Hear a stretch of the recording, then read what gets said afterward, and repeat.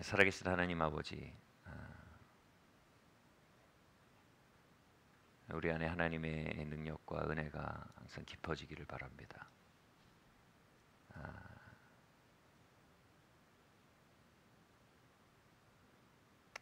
당신의 그 깊은 사랑과 은혜가 우리의 모든 생각을 주관하여 주시고,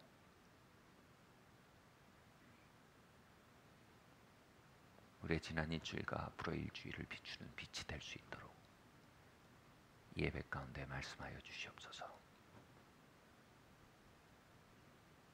예수님의 이름으로 기도드립니다. 아멘. 네. 네.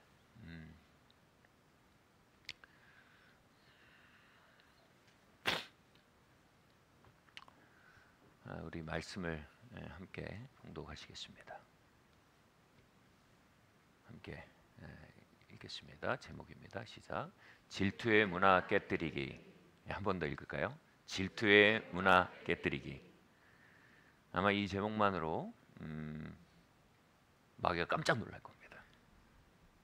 질투의 문화 깨뜨리기. 에베소서 3장 17절에서 19절 말씀입니다. 함께 읽겠습니다. 시작. 믿음으로 말미암아 그리스도께서 너희 마음에 계시게 하옵시고 너희가 사랑 가운데서 뿌리가 박히고 터가 굳어져서 능히 모든 성도와 함께 지식에 넘치는 그리스도의 사랑을 알아 그 넓이와 깊이가 어떠함을 깨달아 하나님의 모든 충만한 긍으로 너희에게 충만하기를 구하노라. 아멘. 아멘. 이 성격 장애 중에 하나로 이 나르시시즘이라는 형태의 이 성격 장애가 있습니다. 이것은 끊임없이 외형적인 것에서 자신의 가치를 찾으려는 성향을 나타낼 때 지어지는 병명입니다. 돈, 차, 평판, 학벌, 지위 이런 외형적인 것들로요 자신을 계속해서 가치를 규정하고 그것이 자신임을 주장합니다. 그래서 그것에 끊임없이 집착을 하죠. 그런 나르시스트, 그런 사람들이 이제 나르시스트라고 하는데요. 나르시스트들의 중심을 이 정신의학이나 심리학에서 말하는데 한마디로 이렇게 표현합니다. 공허입니다. 공허. 텅 비어 있습니다. 달리 표현하면요, 이 공허를 달리 표현하면요, 조금 더 이 심리적인 공허, 텅 비어 있음을 달리 표현하면 조금 더 철학적으로 얘기하면 그것은 자신이 누구인지를 모르는 상태입니다. 정체성이 아주 약한 상태입니다. 모르는 상태입니다. 자기의 정체성을 모르는 상태입니다. 자신의 가치가 발견되지 않는 상태입니다. 이런 철학적인 용어를 심리적으로 경험할 때 우리는 공허로 경험합니다.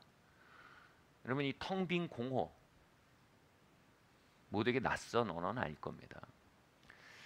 자신의 가치를 모르는 상태. 그래서 끊임없이 내가 누구인지를, 내 가치를 발견하기 위해서 외부의 것들에 매달리고 중독되는 거. 내가 누군데? 내가 이 정도 되는 사람인데. 내가 이걸 가졌는데. 내가 이런 차를 타는데. 내가 이 정도 학교 졸업했는데. 중독이 돼버리고 맙니다. 그들은 좋아 보이는 것, 높아 보이는 것, 잘나 보이는 것에 대한 추구가 매우 깊어져 있고요. 그 모습은 매우 과시적이고 우월해 보이지만 실상 매우 빈곤한 자아상과 빈곤한 정체감 그리고 빈곤한 내면이 그것으로 표현되고 있을 뿐입니다. 이걸 표현한다면요, 조금 적나라하게 말한다면 개걸스러움입니다. 너무나 굶주렸고 개걸스럽게 그것을 통해서 자신의 가치와 자신의 정체를 채우기 위해 마구 먹어대는 것입니다. 이 나르시시즘이 사회생활에 문제가 될 정도로 발전하면요, 정신과에서는 그건 인격장애, 성격장애로 진단을 합니다. 병명으로요. 그러나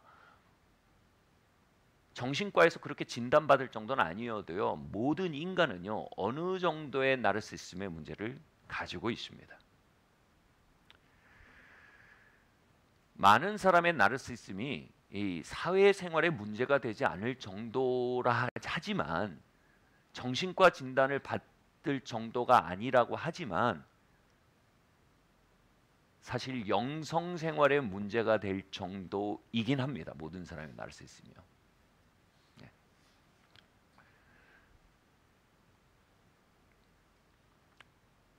그러나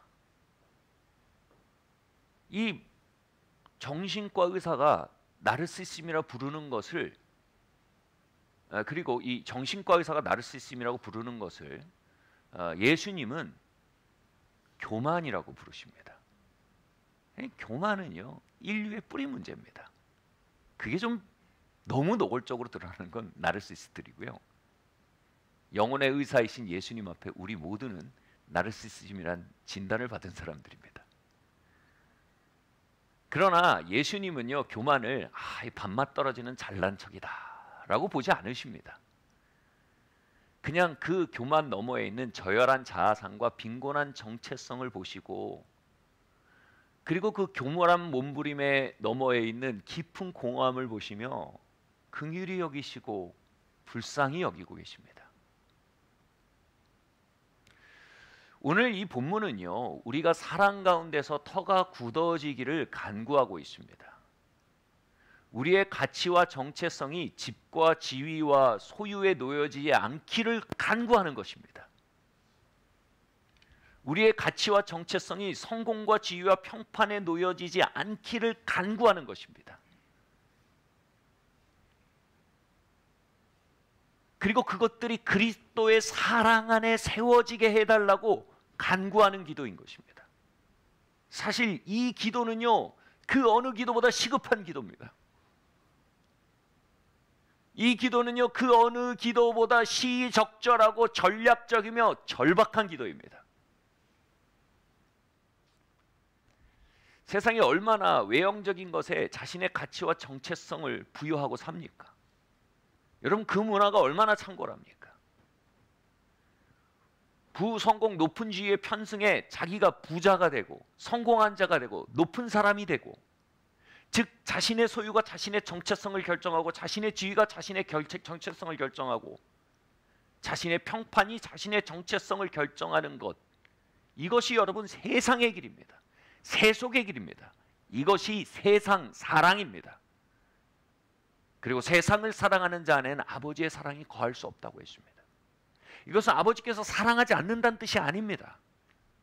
그것에 대한 계거를 따라 살고 있을 때 우린 결코 아버지의 사랑에 대해서 배고프지 않게 된다는 겁니다.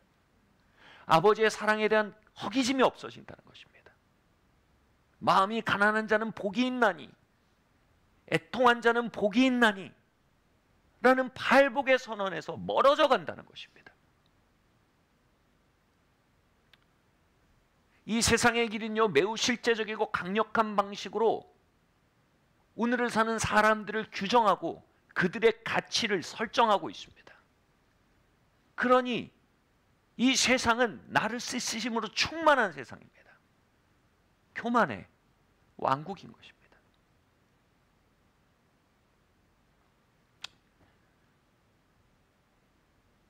세상이, 교만의 문화가, 이 나르시시즘의 왕국이 우리를 규정하는 그 방식은 얼마나 실제적인지요. 그것은 때로는 얼마나 자극적인지요. 때로는 그것은 얼마나 고통스러운지요. 그것은 관념적인 얘기가 아닙니다. 어린아이로부터 어른까지요. 우린 그 자극과 그 고통을 여기로 알고 있습니다.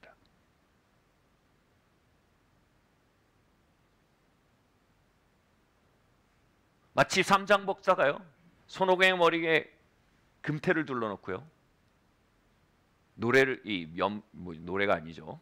예. 주문 연불이었나요? 주문이었나요? 하면 이 머리가 조여서 손오공이 그거에 매이게 되죠.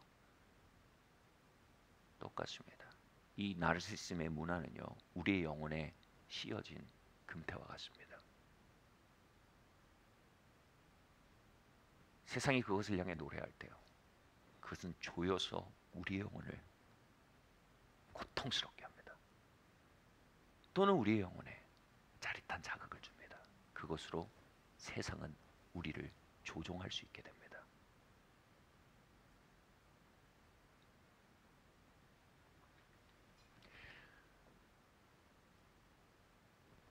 바로 그 금고화가 조이고 있는 영혼의 깊은 곳에 일이 벌어지도록 바울이 기도하고 있는 것입니다. 뭡니까? 바로 그 영역에 그리스도의 사랑에 대한 체험이 일어나기를 기도하고 있는 것입니다. 할렐루야. 그 그리스도의 사랑이 그 금고화를 깨뜨리기를 원하시는 것입니다. 할렐루야. 이제는 우리가 성공의 편승에 내가 누구인지 아는 게 아니라, 소유의 편승에 내가 누구인지 아는 게 아니라, 그리스도의 사랑의 편승에 내가 누구인지를 아는 것에 대해 기도하고 있는 것입니다.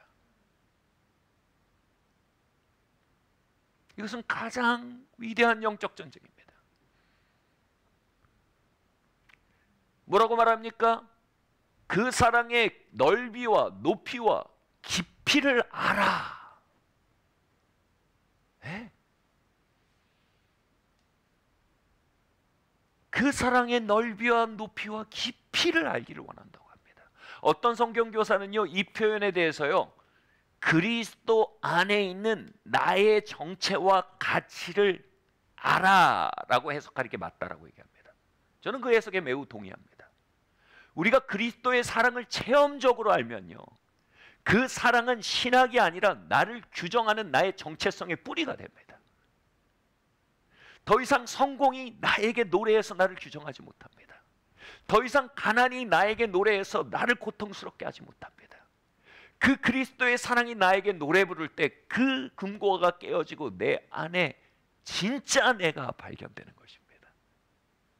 진짜 나의 정체가 피어나는 것입니다. 진짜 나의 고귀함과 가치가 발견되는 것입니다. 그걸 뭐라고 할까요? 쉼이라고 합니다. 그걸 뭐라고 할까요? 만족이라고 합니다. 그걸 뭐라고 할까요? 자유라고 합니다.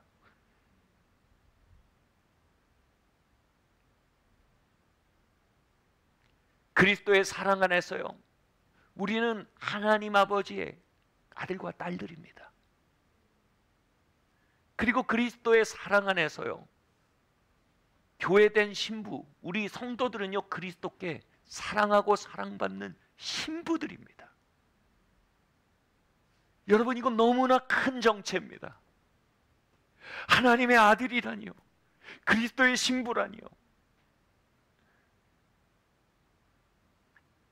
이것은 너무 크고 가득한 정체입니다. 이 정체가 우리 안에 들어오면요, 다른 건 비집고 들어올 틈이 없을 만큼 우리를 가득 채울 만한 큰 정체입니다. 여러분, 출근길에 고층 빌딩에 사무실 있으시다면 엘리베이터를 타보셨나요? 땡 하고 열렸는데 사람들이 가득합니다. 그러면 안에서 탄 사람들이 얘기합니다. 미안합니다, 다음 거 타세요. 가득 차 있는 겁니다. 그럼 그냥 올라가라고 얘기하는 겁니다.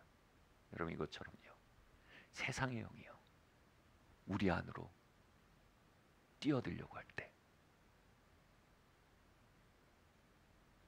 부의 짜릿함이, 가난의 고통이 우리 안에 뛰어들어 우리를 조종하려 할 때, 우리 안에 이미 신부와 아들이 가득하면요, 열렸는데요, 죄송합니다, 다음 것 하세요. 여러분, 세상의 영이 광야에서 40일 금식하신 예수님께 와서 말을 걸었습니다. 다양하게 표현됐지만 예수님의 응답은 이것이었습니다. 미안, 들어올 데가 없어. 난 너무 하나님의 아들이야. 난 너무 그분의 품 안에 있는 아이야. 미안, 난 왕이 아니야. 미안, 난 서커스로 세상을 놀래키는 스타가 될 생각도 없어. 난 완전히 아들이야. 그게 너무 가득해서 이게 들어올 틈이 없어. 마귀는 떠나가서 한동안 예수님을 시험하지조차 못합니다. 돌아가서 얘기했을 거예요. 지옥에 소문을 냈을 거예요. 야, 아니야, 헛수고야. 꽉 찼어. 조종할 길도 없어. 그의 사명에서 멀어지게 할 길도 없어. 꽉 찼어. 야, 가지마, 헛수고야. 다른 사람한테 가보자. 여러분 그런 교회 되시길 바랍니다. 그런 사람들 되시길 바랍니다. 그런 아이들 키울 수 있게 되길 바랍니다.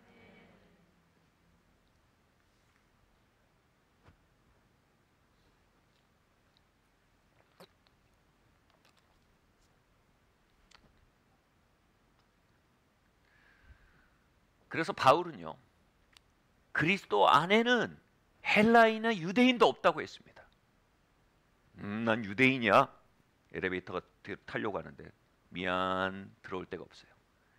난 헬라인이야. 헬라인은 굉장히 지성인을 말합니다. 나는 인텔이야. 나는 어느 대학을 졸업했어. 들어오려고 하는데 들어갈 데가 없는 거예요. 그리스도 안에는 헬라인도 유대인도 없습니다. 종이나 자유자도 없습니다. 나는 금수저야. 들어오려고 하는데 들어갈 데가 없어요. 나는 흙수저야. 들어가려는데 들어갈 데가 없어요. 왜냐하면 난 아들이에요. 나는 신부예요. 나는 그리스도의 열정의 대상인 신부이며 아바의 깊은 사랑의 대상인 아들이에요. 그래서 난 가득해요. 여러분 얼마나 자유롭고 얼마나 충만한 이야기입니까? 여러분 이것이 우리의 특권이고 우리의 자유입니다. 교회는, 성도들은 이 특권을 이제 받아 누려야 합니다. 이 특권을 두드리기 시작해야 합니다.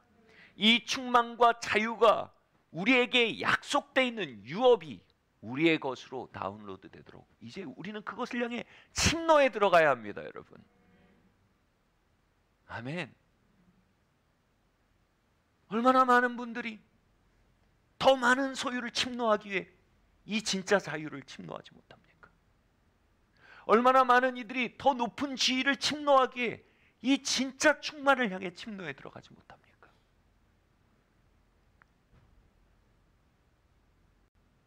이것이 우리의 특권입니다. 할렐루야. 다음 말씀 한번 보겠습니다. 요한복음 3장 27절 30절 말씀입니다. 함께 읽겠습니다. 시작. 요한이 대답하여 이르되 만일 하늘에서 주신 바가 아니면 사람이 아무것도 받을 수 없느니라.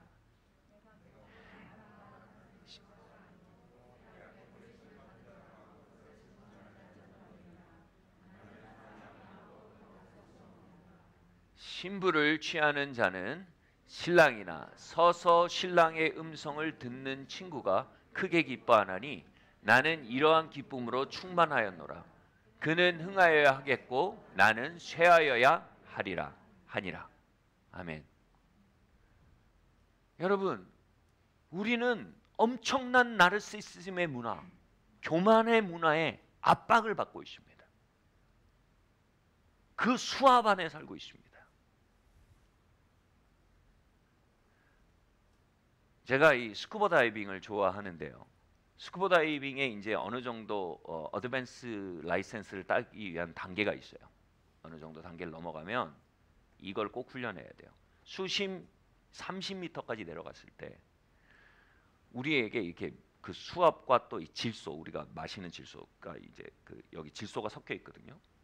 이 산소 탱크에서 거기에 이제 수압의 영향과 여러 가지로 해서 우리가 취합니다. 근데 문제는 뭐냐면요, 자신이 그것에 취한다는 것을 알질 못합니다. 여기가 진짜 위험해요.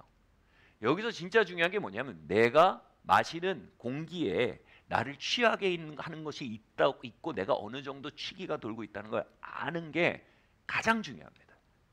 그러지 않으면요 이 다이버가 엉뚱한 짓을 합니다. 갑자기 만용이 막 생깁니다. 그래서 결코 떨어지지 않아야 할, 그룹에서 떨어지지 않는데 막 그룹에서 떨어지기도 하고요. 결코 건드리고 도전하지 말아야 할 생명체에 막 도전하기도 하고요. 이런 일들이 종종 벌어지고요. 그로 인해서 많은 사람이 사고가 벌어지고 죽습니다. 핵심은 뭐냐 하면요, 자신이 취했다는 것을 아는 것입니다. 그걸 가리키는데요, 수심 30m로 내려가서 제 다이빙 마스터가 저에게 가르쳐준 마스터, 사부입니다. 마스터 사부가 그 안에서 그 이렇게 바닥에다가 또는 이 수중펜으로 수중을 쓸 수 있는 석판에다가 퀴즈를 냅니다. 뭐냐면요, 진짜 우스운 퀴즈예요. 뭐 예를 들면 3 곱하기 3은 당연히 9잖아요. 12 곱하기 2는 24잖아요. 그런 걸 내요. 근데 그거 아세요? 3 곱하기 3은 냈는데 뭐지?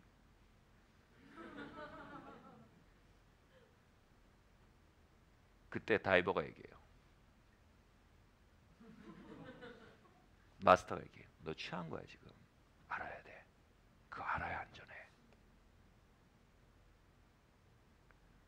12 곱하기 2는? 뭐지? 한참 걸렸다가 24라고 써요. 알아야 돼. 여러분 우리는요 엄청난 교만의 압력의 문화 속에 있어요. 아 그거 나랑 상관없어.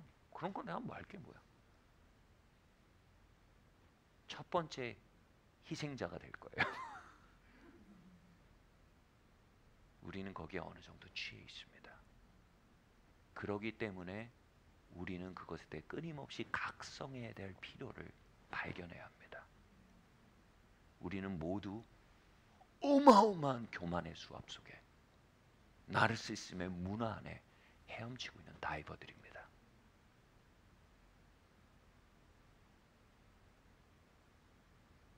마음 상하지 마세요. 저는 지금 마스터예요.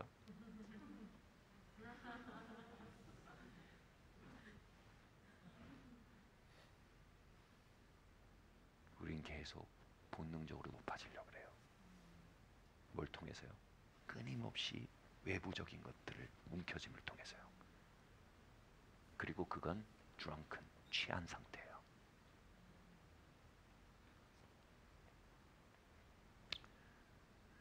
이 어마어마한 높아짐의 문화, 교만의 문화 속에 세례요한과 세례요한의 제자의 대화는요, 마스터와 그 수하 문화생가의 그 가르침을 잘 보여줍니다. 그의 제자들이 와서요, 요한에게 다급하게 보고를 합니다. 세례 요한과 그의 사역을 따르던 무리가 다 돌이켜서 갈릴리 청년 예수님의 사역을 따르고 있다는 겁니다.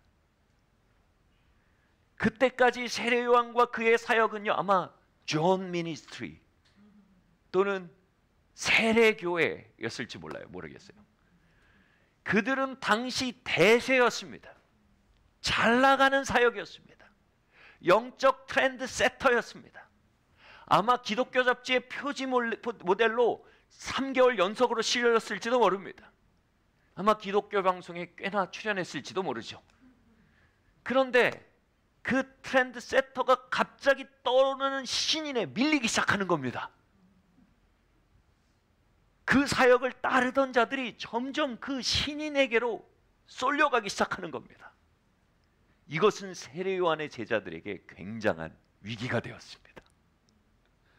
세례 요한에게 말합니다. 조치를 취해야 합니다. 이 일이 계속되면 우리의 위상은 가라앉을 겁니다. 그리고 당신을 따르던 우리의 삶까지 초라해지지 않겠습니까? 여러분, 사실은 뭐라고 말하고 있습니까? 그들의 마음이 말하고 있는 실제는 무엇입니까? 그들은 이것을 말하고 있는 것입니다. 질투입니다. 시기심인 것입니다. 여러분, 질투는요, 난 질투해 라고 정직하게 말하지 않습니다. 우리 질투하자. 질투의 영은 우리 같이 질투할까? 라고 말하지 않습니다. 질투의 영은요, 아주 암묵적인 메시지를 가집니다. 질투의 메시지는요, 암묵적으로 이렇게 말합니다. 누군가 피자 조각을 많이 가져가면 내 피자 조각은 줄어드는 거야. 좀 더 피부에 와닿게 말씀드리겠습니다. 저는 먹성 좋은 삼형제 사이에 자랐습니다. 엄청난 공급에도 불구하고 엄청난 식성으로 말미암아 항상 부족함을 느꼈습니다. 음식은 정확히 3등분을 해야 했습니다. 정확히요. 누군가의 몫이 20% 크다면요, 그것은 남은 2명에게 굉장히 큰 고통이 되었습니다. 이미 20%가 더 갔다는 것은요, 자기의 것이 작아질 것임을 이미 예언하고 암시하고 있었기 때문입니다. 음식만이 아니었습니다. 방이 있으면요, 누군가에게 큰 방이 돌아가면 와, 형 축하해, 이거 안 됩니다. 그건 작은 방이 나에게 돌아올 것에 대한 예언이고 암시였습니다. 그뿐이겠습니까? 부모님의 사랑과 관심도 그러했습니다.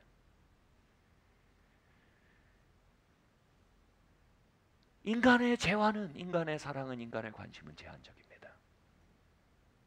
그것은 필연적으로 질투의 문화를 생성합니다. 누군가 많이 가져가는 것을 보면 다른 이들은 암묵적 암시를 받습니다. 내 몫은 작아지겠구나. 그 무의식적인 심볼은요, 우리에게 강한 고통의 버튼을 누릅니다. 그 고통이 뭐예요? 솔직하게 말합시다. 질투예요. 누군가 많이 축복받으면 우린 그 고통을 절대로 미워할 수 없습니다. 그건 시기심입니다.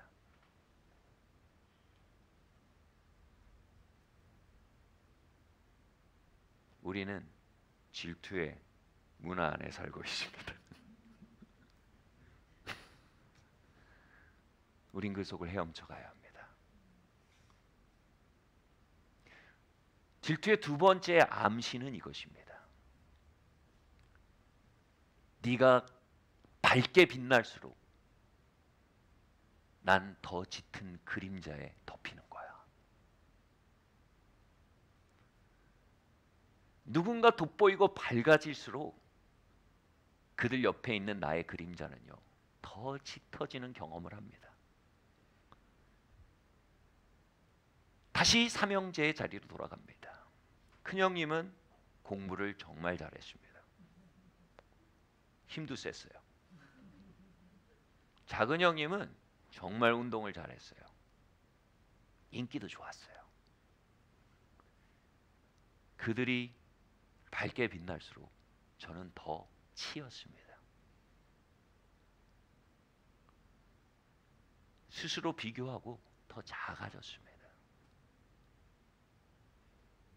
어느 곳을 가든지 저는 지나쳐지기 쉬운 아이였고 그것은 고통이 되었습니다. 여기서 벗어나야지 하는 갈망이 되기도 했습니다. 그 갈망을 뭐라고 할까요?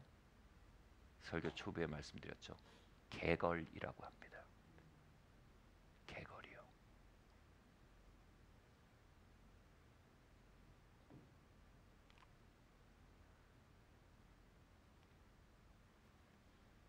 큰형님이 공부를 더 잘할수록 작은 형님이 운동을 더 잘할수록 나를 덮는 그늘은 짙어져 가는 것이었습니다.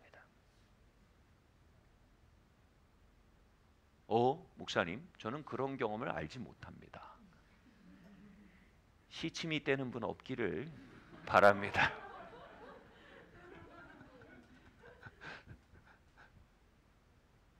그런데 여러분, 이 본문을 보십시오. 세례 요한은요, 그 고통의 목소리를 들을지언정 그 고통으로 인해 유혹받지 않았습니다. 그는 잘라 말합니다.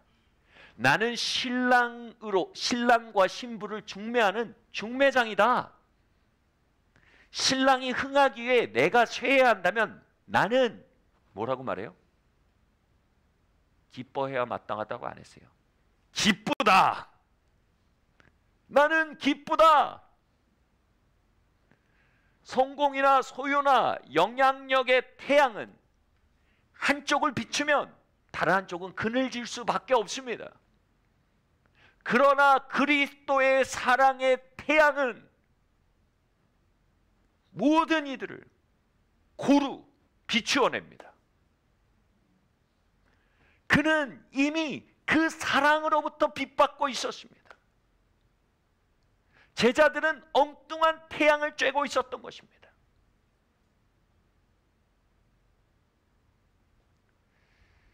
이제는 그렇게 못하지만 오래전에는 성도들과 여행을 가는 일들이 있었습니다.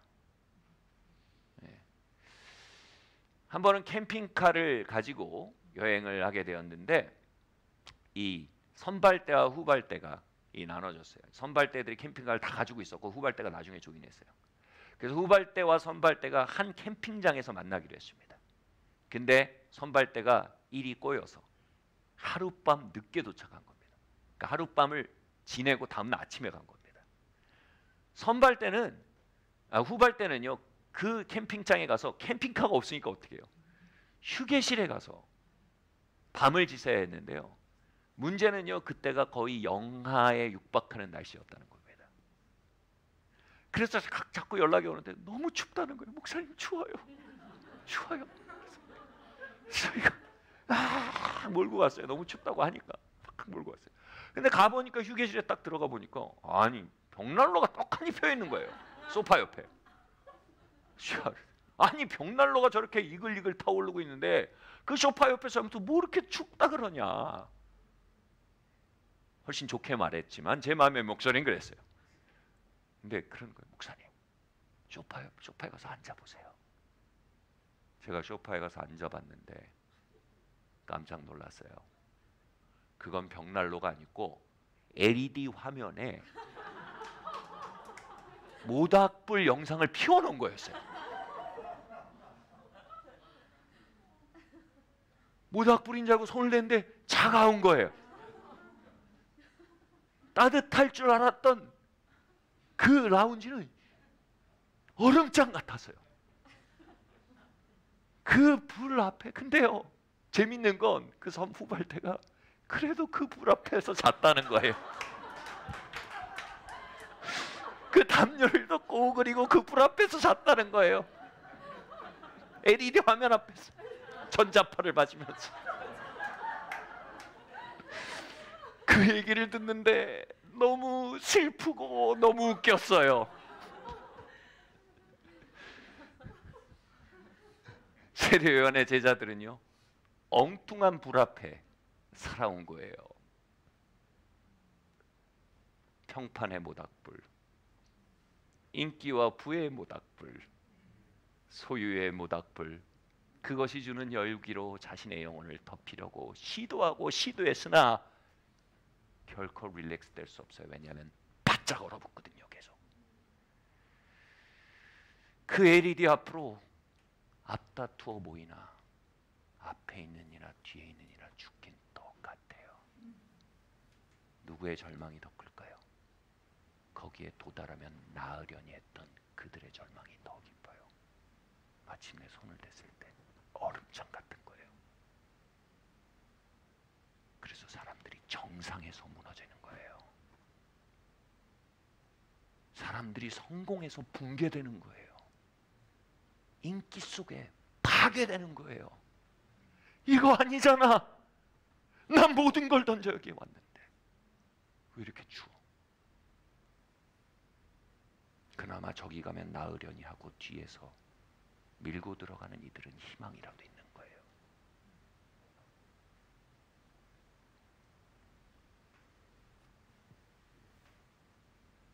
그곳엔 심리적 흥분은 있어요. 그러나 여전히 춥고 불안하고 얼어붙어요. 그러나 세례 요한은 진짜 불을 쬐고 있었어요. 신랑 대신 그리스도의 사랑의 불이었어요. 여러분 어떻게 하면 신랑이란 표현을 할까요? 신랑이 뭐예요? 이거 농담으로죠. 구랑이 아니고 신랑이에요. 얼마나 신랑 신부 시절에 뜨겁습니까? 그죠? 그 뜨거운 사랑에 자신을 쬐고 있었던 거예요. 그 불은요, 세례 요한의 영혼 속에 아늑함과 쉼을 주었어요. 그리고 그의 삶에 진정한 빛을 주었어요. 세례요한은 하나님이 하시는 일이 보였던 거예요. 지금 타이밍엔 그가 흥해도 내가 쇠해야 돼. 그래도 I don't care. 난 상관없어. 왜냐하면 그게 하나님이 지금 하고 계신 일이야. 하나님이 하신 일이 보였어요. 그리고 자신의 역할이 보였어요. 나 이 국면에서 내 역할은 중매장이야. 나는 슈퍼스타가 아니야. 난 중매장이야. 슈퍼스타가 될 필요도 없어. 나는 그 하나님의 일에 중요한 부분이 된 거야. 난 좋아. 그리고 마지막으로 뭐예요? 청년 예수가 누구인지 보였어요. 저 사람은 하나님이야. 기름 부음 받은 자야. 하나님의 역사가 함께해. 세례요한은 따뜻했고 밝았어요.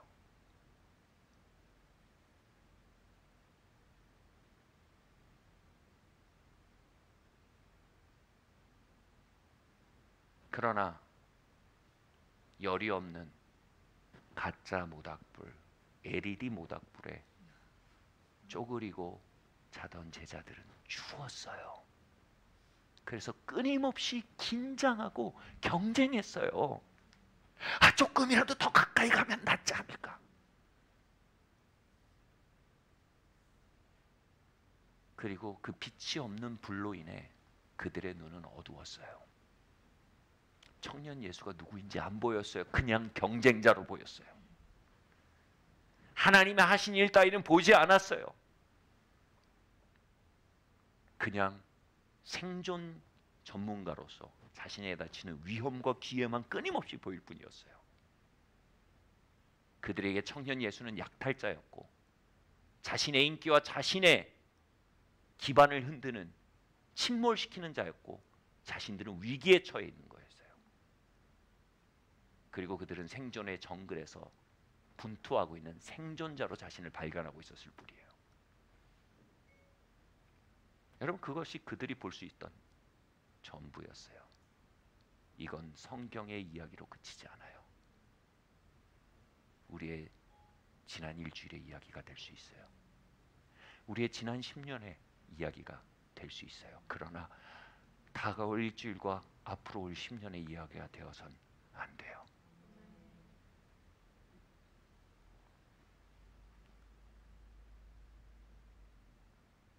세례요한은요, 질투의 첫 번째 암시에 대해서 이렇게 응답했습니다. 그 사람이 피자를 더 가져가면 나의 몫은 줄지. 이 암시에 대해서 세례요한은 이렇게 딱 잘라 말합니다. 아버지께서 주신 바가 아니면 아무도 받을 수 없어. 마침표. 같이 말할까요? 아버지께서 주신 바가 아니면 아무도 받을 수 없어. 마침표.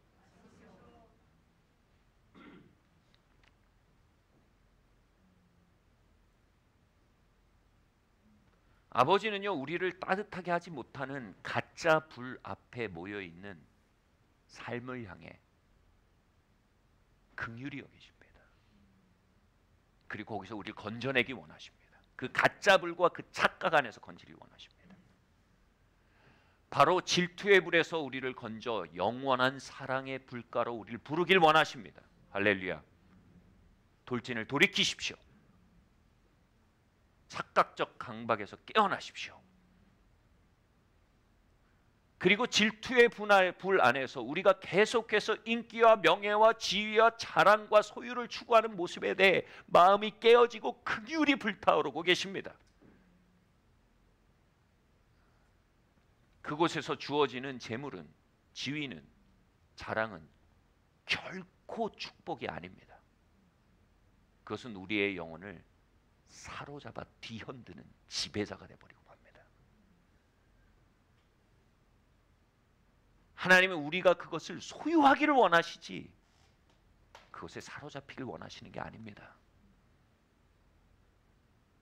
그것에 사로잡힌 자들은 영생의 길에서 멀어집니다. 그것에 사로잡힌 이들은 예배와 거룩에 열정을 잃어버립니다. 그것을 사로잡힌 자는 만족과 안식을 박탈당해 갑니다.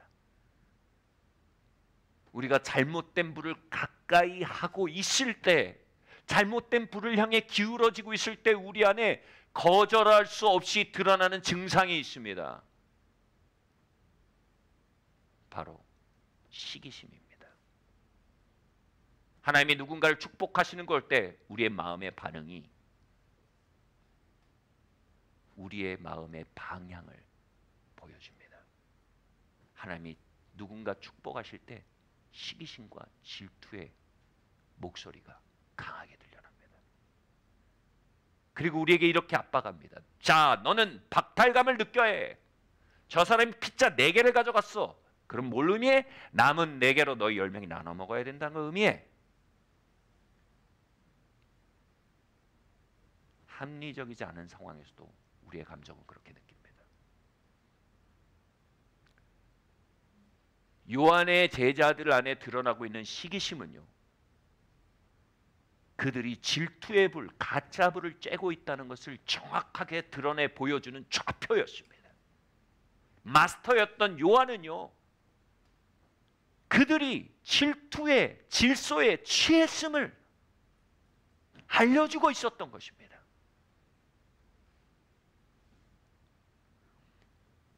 요한의 제자들에게 더 필요한 것은 더 큰 무리가 아니었습니다. 그들에게 필요한 건 평판이 아니었습니다. 그들에게 필요한 건 진짜 불이었습니다. 사랑의 불이었습니다. 아버지는 긍휼로 제자들을 진짜 불 안으로 부르고 계시고 있었던 것입니다. 이렇게 볼 때 시기심은 지엽적인 문제가 아닙니다. 시기심은 우리의 방향성을 보여주는 증상입니다.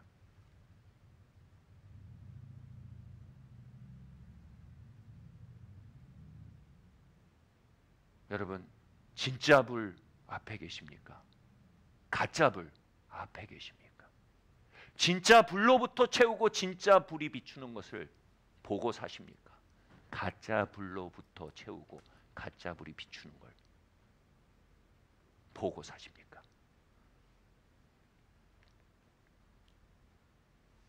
세례 요한은요, 청년 예수의 번영을 보며 그의 승진을 보며 그의 축복을 보며 기뻐했습니다.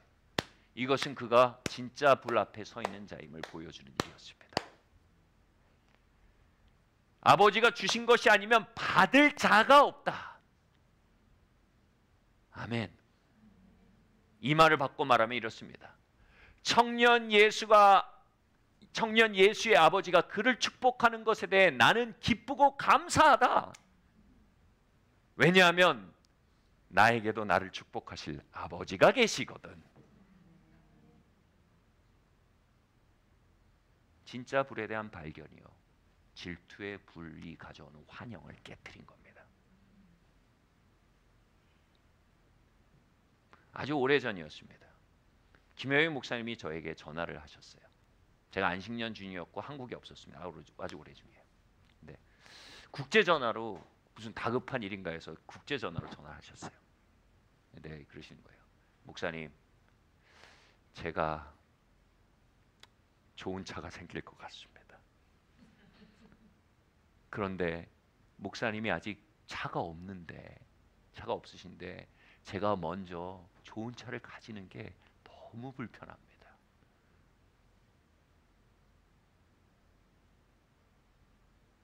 그때 저의 영에서요, 이런 소리가 벌컥 올라왔습니다. 목사님, 너무 잘 됐어요. 너무 좋아요. 그리고 내 걱정은 마세요. 나도 나의 아버지가 계세요. 그분이 날 축복하실 걸 난 신뢰해요. 축하합니다. 솔직히 말하겠습니다. 하는 목소리가 들리지 않은 것 아닙니다. 그러나 제가 하는 목소리를 경청하여 고백하고 따라갔다면 저는 가짜 불 앞에 메인 사람이 되었을 것입니다.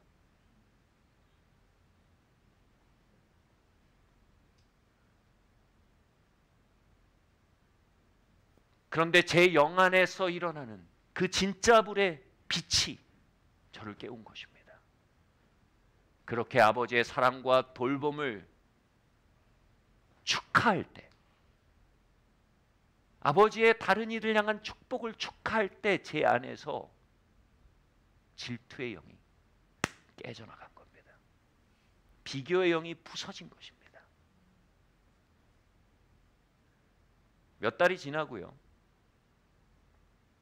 하나님 아버지는 저를 정말 초자연적으로 축복해 주셨습니다. 정말 초자연적으로. 기억하십시오, 여러분. 질투의 영이 깨어질 때 아버지의 진짜 축복이 올 수 있습니다. 바꿔 말할까요? 아버지는 진짜 축복을 주시기 위해서 먼저 질투의 영을 깨뜨리셔야만 합니다. 아버지가 선하시면 그건 아버지의 의무입니다. 왠지 보겠습니다. 야고보서 말씀입니다. 함께 읽겠습니다. 시작.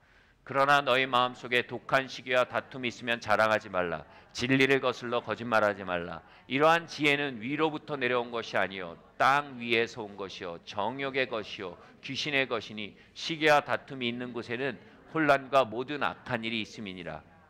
아멘. 여기서 말하는 지혜는요, 영감이란 뜻입니다. 영감.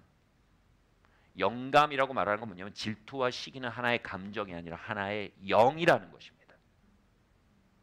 일관된 사고와 일관된 감정과 일관된 관점을 우리에게 가져오는 영이라는 것입니다.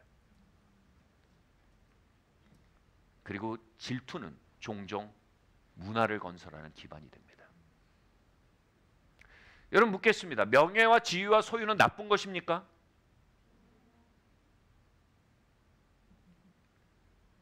그건 축복입니다. 아멘. 성경이 말하는 축복의 리스트에 명시되어 있습니다. 기독교는 금욕 종교가 아닙니다. 그러나 축복의 질서와 단계가 있다는 겁니다.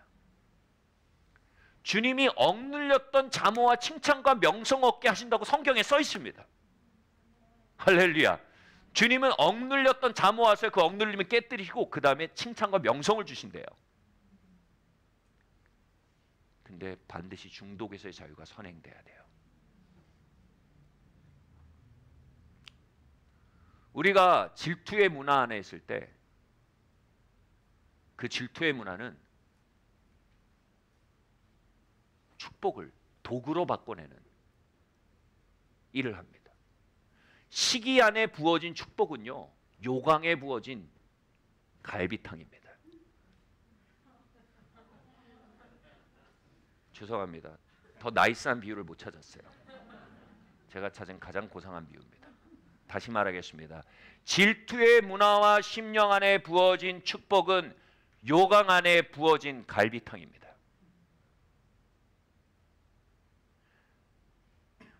야고보서는 우리의 시기와 경쟁 안에서 축복을 받을 때 그건 절대 자랑할 거리가 아니라고 딱 잘라 말합니다.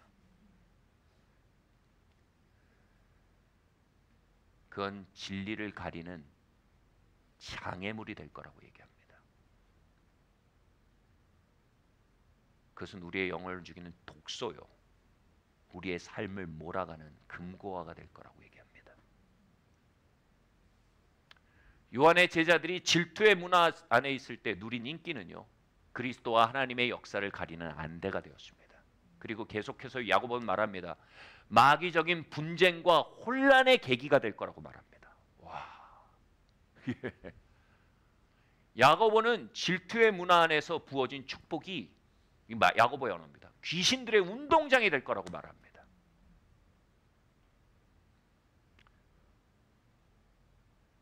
옛날 얘기가 있죠. 우애 좋은 형제가 있었습니다. 근데 그물질을 하다가 그물에서 엄청나게 큰 보화를 건져 올립니다. 근데 그 보화로 인해서 둘 사이에 불화가 생길 기미가 보입니다. 그러자 그 형제는 그 보화를 바닥에 버려버렸습니다. 질투 안에서 깨고 나가지 못할 때 축복은 마귀의 운동장이 될 수 있습니다. 바꿔 말할까요? 하나님은 우리가 마음껏 축복받을 수 있는 사람이 되기를 원하십니다.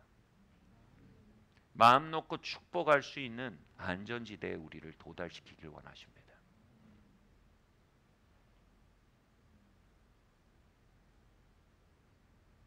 가인은요, 하나님께 경고를 받았습니다. 죄가 내 문 앞에 엎드려 기다리고 있다. 그러니까 다스려라. 문 앞에 엎드렸다는 건 뭡니까?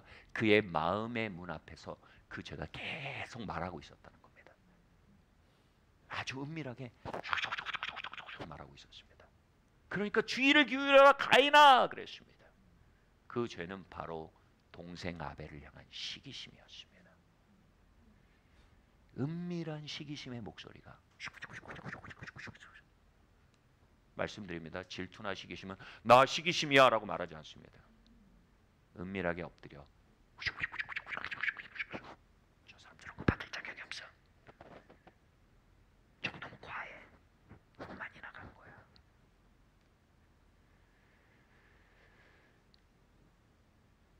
하나님은 동생 아벨을 축복하실 때 동시에 가인 안에 은밀히 일어나던 시기심을 보셨습니다. 그리고 경고하신 겁니다. 그런데 가인은 그 경고를 가벼이 여겼습니다.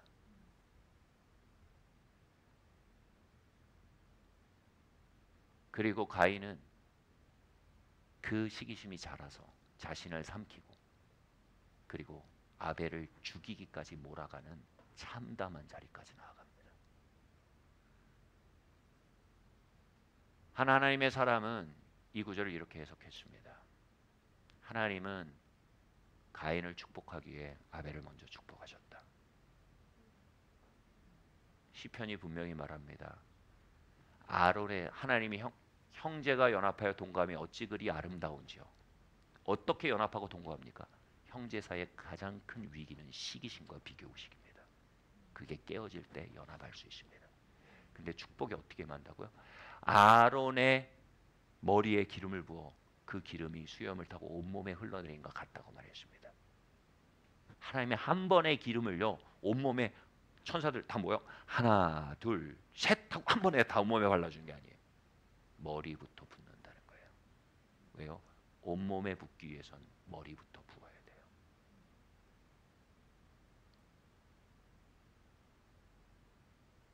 하나님은 우리 모두를 축복하기 위해 어느 누군가를 크게 축복하시는 하나님이세요. 하나님 그리스도의 몸 전체를 축복하기에 어떤 교회를 크게 축복하신 하나님이세요. 질투의 문화 안에선 그 하나님의 방식을 소화하지 못합니다. 그리고 그 하나님의 방식은 정확하게 질투의 문화를 드러내고 깨뜨려 거짓불이 아닌 하나님의 분란으로 우리를 부르는 선지자가 됩니다. 같이 말할까요? 하나님, 내 형제를 축복해 주세요. 하나님, 다른 교회를 축복해 주세요. 하나님, 나의 이웃을 축복해 주세요.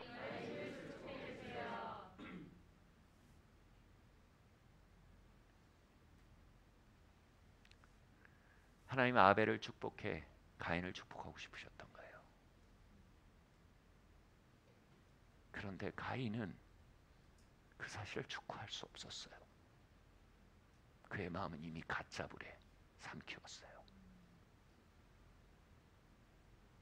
그리고 그는 아벨의 축복을 기뻐하는 대신 아벨의 축복을 시기했어요. 그리함으로 두 번째 축복으로 나아갈 가인이 살인자가 되고 만 거예요. 여러분 축복을 원하십니까? 살인을 원하십니까? 살인의 다른 이름은 미움입니다. 여러분 성령의 충만한 임재를 원하십니까? 미움의 영을 원하십니까?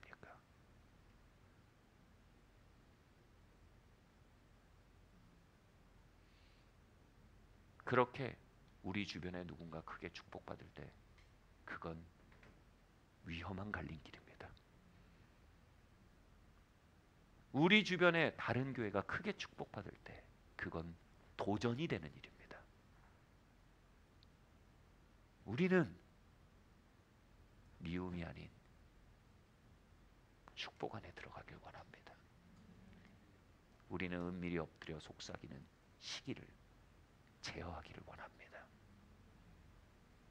우린 시기가 아닌 그 사랑에 삶 키우길 원합니다.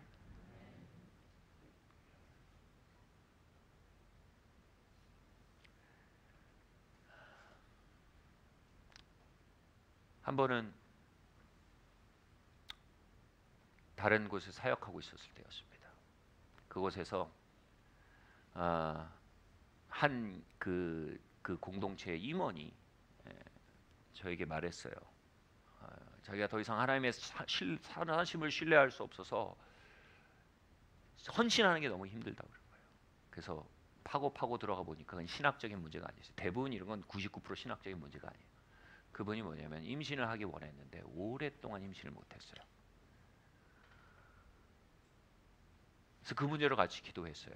같이 기도했는데 너무 말도 안 되게, 제가 자주 그러진 않아요 절대로, 너무 말도 안 되게 그 생각이 갑자기 제 마음속에서 확 들면서 제 영안에서 이 말이 확 흘러나온 거예요. 3개월 안에 하나님 아기를 주실 것 같아요. 지켜보세요. 저 자주 안 그래요. 저한테 저랑 기도하자고 하지 마세요. 가끔 그러실 때가 있어요, 하나님인데 우리가 그쪽으로 너무 치우치는 거예요. 별로. 그렇게 얘기했어요. 그쪽으로 치우치면 정말 탈선해요. 결국은 그걸 인정하는 거랑 그걸 추구하는 건 전혀 다른 두 가지예요. 그 요소가 분명히 신앙에 있지만요, 그것을 추구하는 사람들이 있어요. 그리고 그 추구하는 사람들의 위험 때문에 그 요소를 부인하는 사람도 있어요. 둘 다 양쪽 도랑이에요. 가운데 생명의 길이 있어요. 그 요소는 있어요. 그러나 추구해서는 안 돼요. 오케이? 자, 근데요, 3개월 뒤에 정말로 이 임원이 아이를 갖게 됐어요. 얼마나 놀라운 하나님의 역사입니까? 그래서 간증하세요 그랬어요. 근데 그분이 그러는 거예요. 아닙니다. 우리 공동체에는 똑같은 문제로 아파하고 있는 수많은 사람들이 있습니다. 제가 간증하면 그들은 더 힘들어집니다. 정확히 말하면 뭘까요? 너의 태양은 밝아질수록 나는 그늘져. 이 말은 뭘까요? 우리 공동체엔 질투의 문화가 있습니다. 그래서 나는 이것을 이야기할 수 없습니다.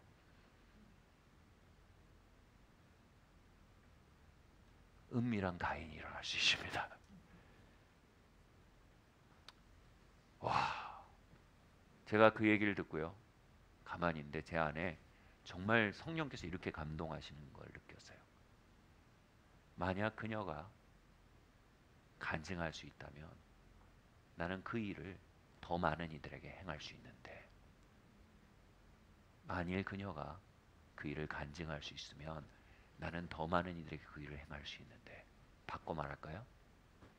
만일 이 공동체 안에 질투의 문화가 깨어지고 서로의 하나님의 축복을 기뻐하고 축하하며 그것을 환영하는 문화가 있다면 나는 그 축복으로 이 공동체를 편만히 덮을 수 있는데.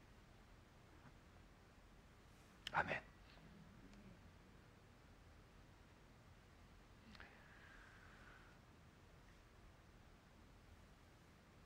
말씀을 마치려고 합니다.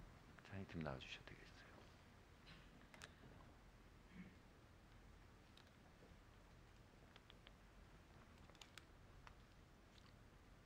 우리가 아버지의 사랑을 이야기하고 하나님의 자녀됨을 이야기하지만 그 메시지와 그 고백이 교리와 신학이 아닌 우리의 삶의 근간이 되게 하는 바로미터는 바로 여기 있습니다. 질투의 문화를 거절하기 시작하는 것입니다. 그리고 나의 아버지를 내 삶의 축복자로, 내 삶의 진정한 불길로 만나고 찾는 것입니다. 제가 결혼을 처음 했을 때였습니다. 신혼 때였습니다. 신혼 때 저희 부부가 이제 막 집을 알아보는데 이런 마음이 드는 거예요. 아, 지금 결혼을 지금 못 하고 있는 부부가 하나 있었어요. 살 곳이 없어가지고 이제 여러 가지 서울이 너무 집값이 너무 그러잖아요. 저희 뭐 서울 위성도시긴 했지만 그때. 그래서 저희 부부가 이런 얘기했어요. 결혼하기 이제 신혼 결혼하기 전에 그랬어요. 결혼 앞두고 우리 집을 잡는데 조금 더 큰 집을 잡자. 그래서 저 커플이 결혼해서 같이 들어와 살게 하자. 이렇게 얘기를 했어요. 연애가 너무 길어지고 그러니까 연애 길어서 좋을 거 뭐 있겠어요, 그죠? 그래서 저희가 부부가 이제 더 큰 집을 알아봤는데 너무 놀라운 거예요. 작은 집보다 2배 큰 집이 한 20% 전세금을 더하면 2배 큰 집이 주어지는 거예요. 당시 이제 대형 평수가 완전히 어려워질 때여서. 그래서 저희가 20%도 안 되는 돈을 더 주고 2배 크기의 집을 잡았어요. 우리는 그랬어요. 야, 나누려고 하니까 하나님 이렇게 축복하시네. 나누려고 하니까 하나님 이렇게 축복하시네. 한강이 내려다 보이는 서울 저희 동쪽의 근교였어요. 서울 밖에 있는 아주 큰 집이었어요. 정말 주었다라고 말할 수 있는 그 가격이었어요. 그래서 저희는 막 너무 그 스토리인데 여러분 축복은요 스토리가 안 보이고 결과만 보입니다. 저희가 그 집에 이제 그 저기 뭐죠? 집들이를 하려고 이제 저희 공동체 식구들을 불렀어요. 네, 딱 들어와서 모임을 하는데 예배가 잘 안 드려져요. 이상하게 하나님 임재가 잘 안 경험되고 막 하나님의 영광이 자꾸 안 보이고 막 예배가 막 시들시들 죽어가는 거예요. 아, 이러지. 예배를 드리다가 저희가 이제 얘기를 했어요. 근데 얘기를 하다 보니까 이런 마음이 있는 거예요. 아, 이건 너무 좋은 집이잖아. 너무 좋은 집이잖아. 이런 마음이 있는 거예요. 그걸 고백을 하는 거예요. 되게 고마웠어요, 여러분. 그거 고백하는 게 진짜 겸손이고요. 그걸 고백하는 게 진짜 용기예요. 뭐 어떻게 그런 마음이 있었어? 시침이 떼지 마세요. 예, 이거 너무 좋은 집이다. 그래서 제가 그 얘기를 듣고 제가 이렇게 얘기했어요. 이 말이 팍 나오는 거예요. 이렇게 생각을 해야지. 아, 제가 그때 전도사인데 전도사님의 하나님이 저렇게 전도사님을 축복하셨는데 나의 하나님 나를 얼마나 축복하실까? 전도사님의 아버지가 전도사님을 저렇게 축복하실 수 있는데 나의 아버지는 나를 얼마나 축복하실 수 있을까? 그리고 방금 들려드렸던 이 가인과 아벨의 얘기를 들려줬어요.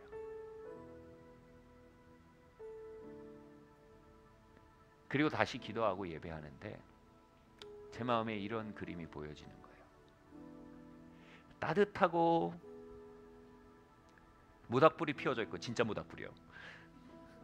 코지한 집 안에 막 모여서 아들들이 아버지와 함께 막 좋아하고 있는데 창문 밖에 성냥팔이 소녀가 그 집안을 들여다보면서 성냥 하나 켜가지고 손을 녹이면서 저건 너무 좋잖아. 저건 너무 좋잖아. 이러고 있는 모습이 보여지는 거예요. 그래서 제가 예배를 멈추고 기도를 멈추고 다시 얘기했어요. 누구야? 너도 아버지께 속했어.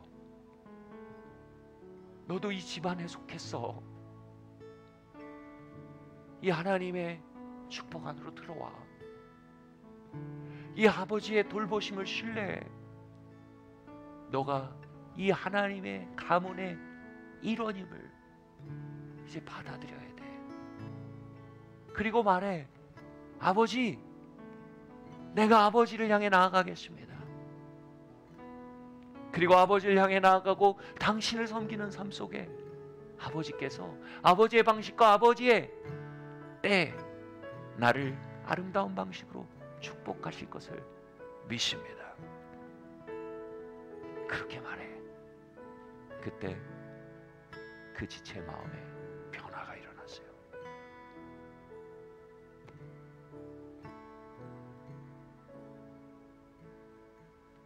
진짜 말씀 마칠게요.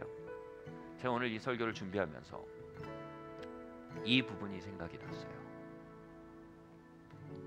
그러면서 갑자기 제 마음속에 이런 감동이 오는 거예요. 지금 그때 그 지체가 여기서 일하고 있거든요. 부부가요. 일하고 있거든요. 제 마음에 이런 감동이 오는 거예요. 이 부부를 축복할 때가 왔구나. 이 부부를 승진시킬 때가 왔구나.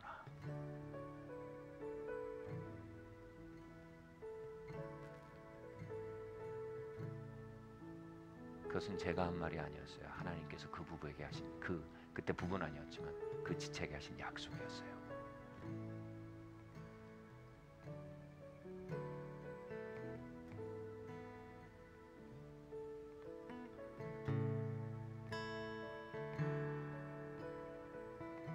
사랑하는 성도 여러분, 질투는 진짜불 밖에서 성냥팔이 선수처럼 창문 안으로 축복을 들여다보는 고아된 마음의 고통스러운 신음입니다. 질투는 LED 화면에 가짜 모닥불 앞에 웅크리고 자고 그걸 향해 더 가까이 몸을 붙여보고 경합을 벌여봐도 나아지지 않는 고통의 불길입니다. 질투는 한 공동체를 집어삼키는 문화이며 질투는 그리스도의 몸에 축복이 번져 나가지 못하게 막아서는 축복의 킬러입니다. 이제 우리 모두는 질투의 문화에서 걸어나오기로 결정합니다. 우리의 문 앞에서 은밀히 속삭이는 시기심의 속삭임을 차단하기로 결정합니다. 우리 모두는 이제 서로의 축복을 축하하기로 결정합니다. 이제 우리 모두는 다른 단체와 다른 교회에 부어지는 축복과 부흥에 대해 축하하고 진정으로 존경하는 것에 대해 선택합니다. 우린 그렇게 함으로 미움과 살인과 쟁투에서 걸어나와 하나님의 따뜻한 모닥불이 피워져 있는 아름다운 집안으로 걸어 들어갈 수 있게 됩니다. 이제 질투의 겨울을 떠나 진짜 불의 가정 안으로 하나님께서 우리를 불러들이십니다. 자리에서 일어납시다.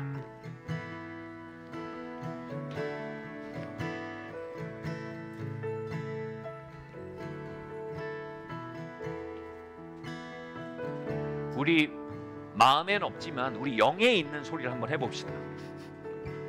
때론 마음엔 없어도 우리 영에 있는 소리들이 있어요.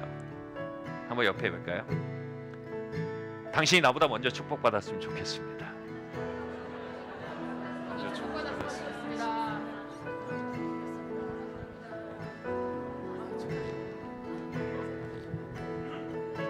그리고 한번 손을 그 사람에게 뻗고요. 하나님께 말해보세요. 하나님,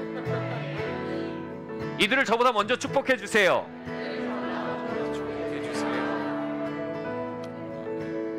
저는 이 음성을 듣는 것 같습니다. 그리하마. 예.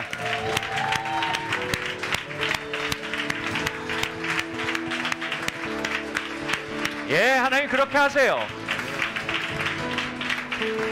하나님 저보다 더 먼저 승진시키세요. 하나님 저보다 더 들어올리세요. 하나님 저보다 더 영광스러운 삶을 살게 해주세요. 하나님 나의 천장이 이들의 바닥이 되게 하세요. 하나님 나보다 더 큰 깊은 만남이 열리게 하세요. 나보다 더 깊은 치유와 회복과 부흥이 이르게 하세요. 아버지, 우리 모두는 당신의 거기에 나의 아빠가 있습니다.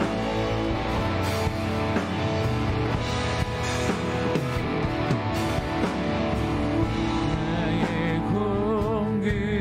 공급자 또 내 생명 놀라우신 하나님 주 나의 상급 삶의 이유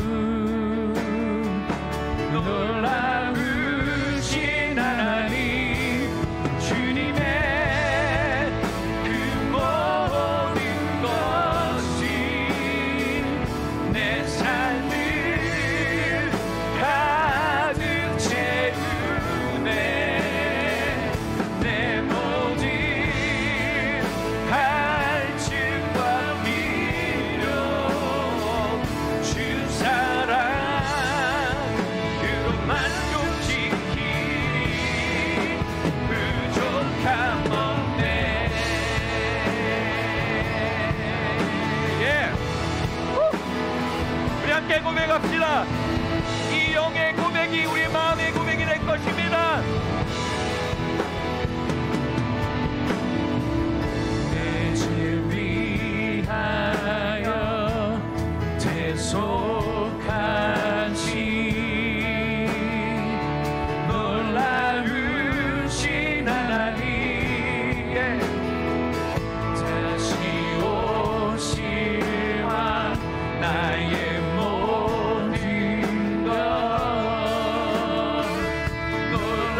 놀라우신 하나님 주님의 그 모든 것이 내 삶을 가득 채우네 내 모든 갈증과 비료 주 사랑으로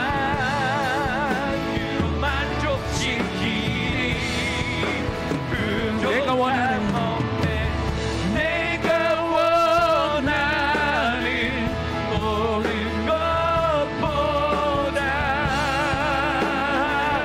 부족함 없는 내가 말하고 하는 것보다 내가 말하고 하는 것보다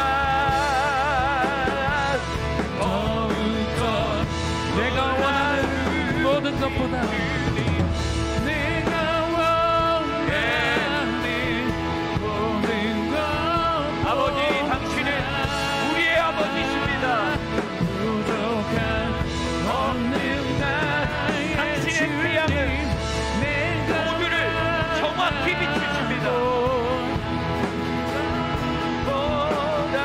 당신은 모든 이들을 정밀하게 돌보시고 인도하십니다. 내가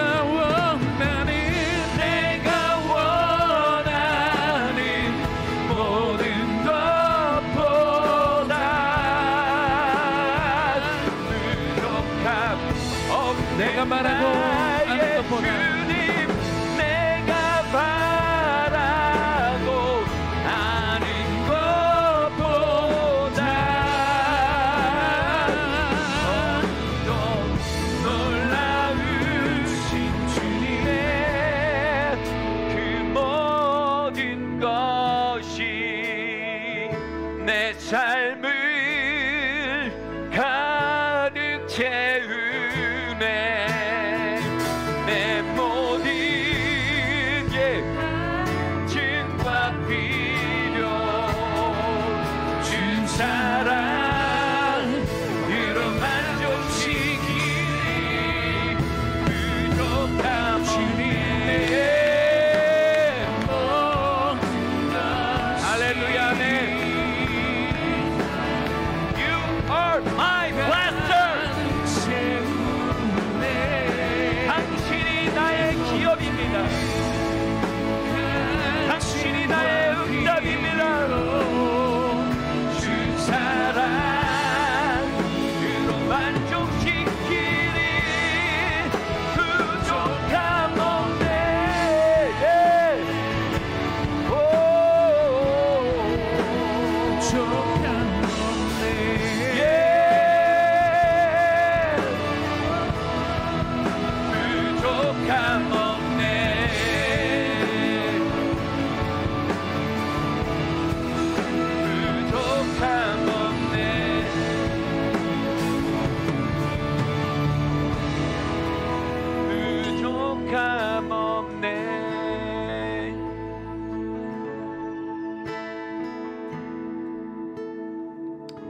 여호와는 나의 목자시니 내가 부족함이 없으리로다. 내가 학벌이 좋으니 내게 부족함이 없으리로다.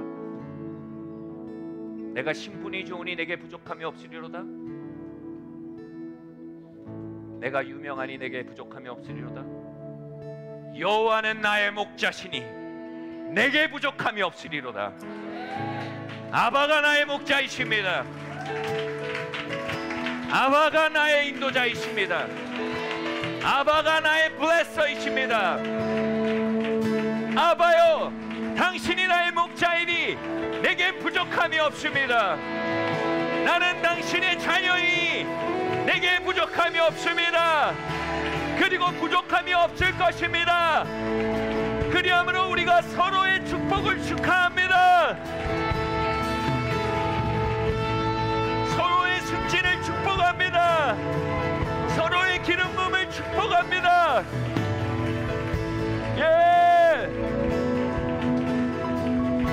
다른 사역들과 교회의 번영을 축복하고 기도합니다. 할렐루야.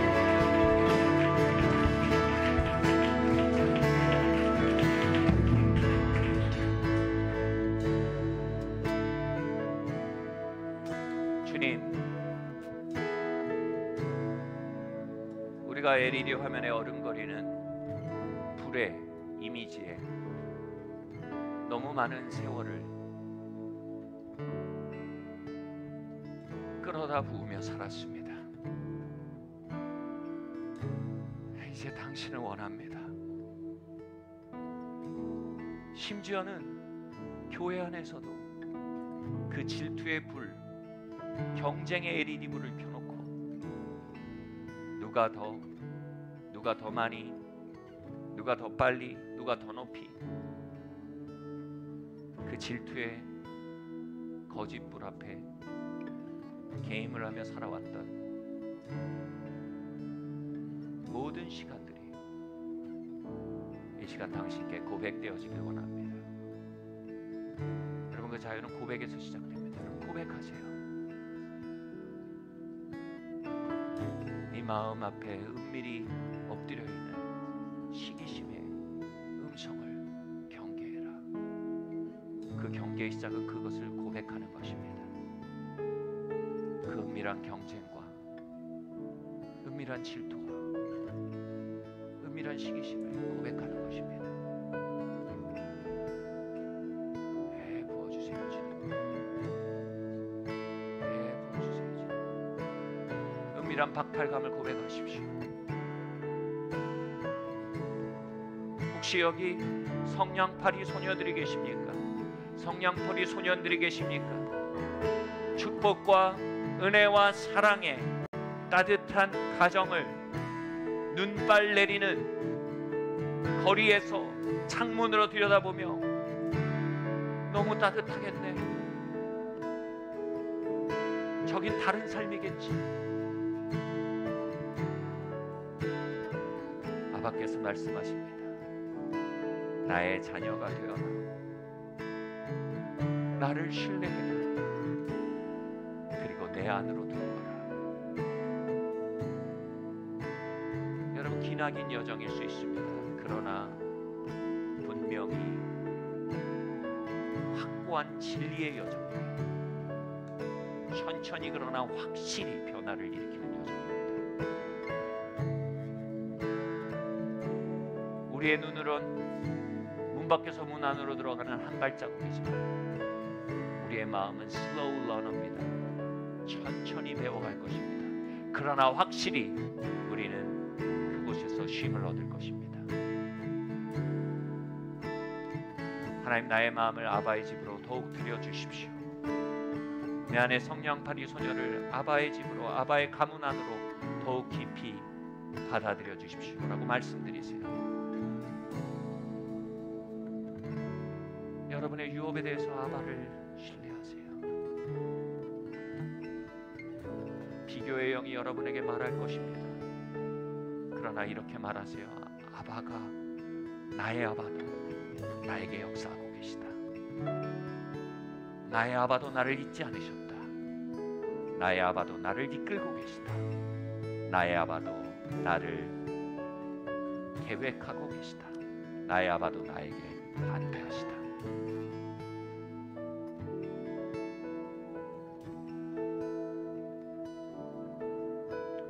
마지막으로 기도합니다. 혹시 질투의 문화의 요강을 높이 들고 갈비탕을 부어달라고 하진 않으십니까? 하나님, 나도 저 사람처럼 남 부끄럽지 않게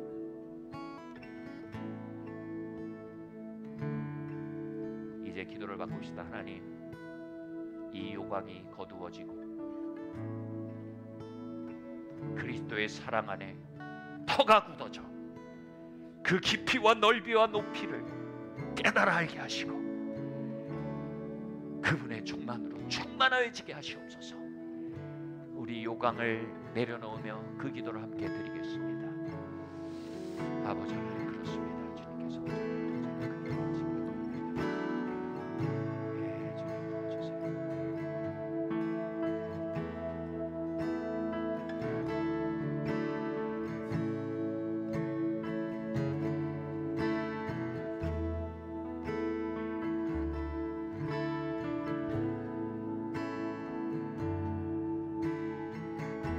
주님 감사합니다.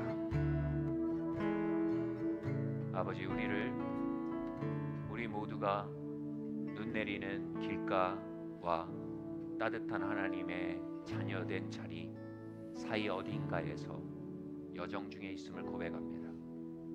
문 앞에 엎드린 시기심에 속삭이는 소리와 따뜻한 진짜 불의 온기 사이 어디쯤 놓여있는 자임을 고백합니다. 주님, 매일 더 가까이 나아가기 원합니다. 시기심을 고백하고 자백하며 그 충동들을 자복하고 그 빛을 갈구하기로 결정합니다. 그 불로 우리를 더욱 가까이 채워주시옵소서. 예수님의 이름으로 기도드립니다.